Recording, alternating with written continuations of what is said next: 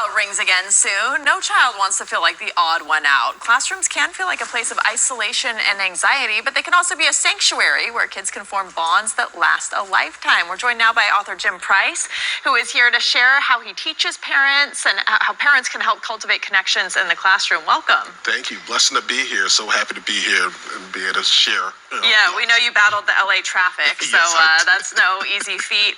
Tell us about your new series, The Adventures of Harold from the Hood, and how your stories are supporting kids. So my stories are all based on social skill building lessons and things like that. So I try to incorporate a lot of ideas where, the kids are able to learn and foster those things that will last them a lifetime.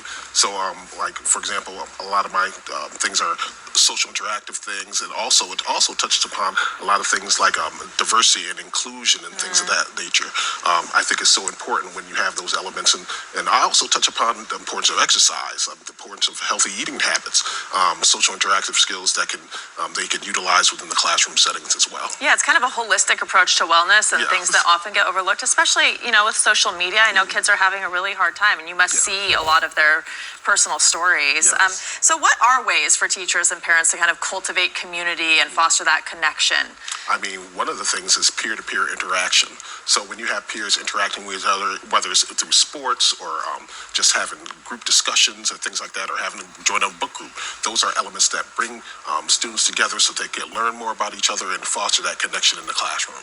Also, another point is being able to foster a safe learning environment, because we all know bullying is a big thing in the educational industry and things like that. And so, I mean, being able to foster that collaboration between parents, educators, and students about bullying and making those learning experiences and tackling those issues head on, and also being able to share interests that kids have. So kids have, showing them that you have interest in what they're interested in, because then they are able to foster trust within the kids. So, of course, when you foster trust with kids, it makes it more likely that when they do have concerns and issues, they'll be more likely to open up and express what their needs and concerns are. Yeah, that goes a long way. I was talking to a group of kids the other day, and a lot of them, the theme kind of was like, I just want people to listen to me and validate me and just hear me, right? It goes a long way. Have you seen this kind of get worse since the pandemic? I mean, this personal interaction, they're on screens anyway with social media all the time, and then learning on the screens, not being with their peers. Absolutely. I mean, I think the COVID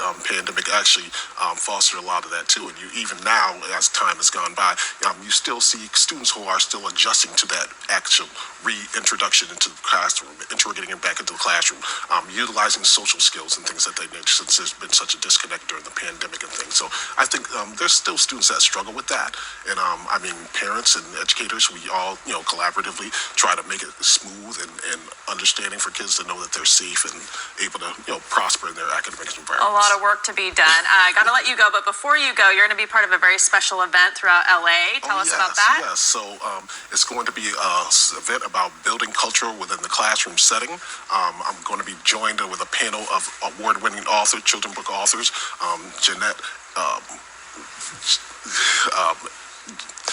But a lot of authors. Yes, a lot of authors. That's all we need to Jeanette know, Bradley, including yourself.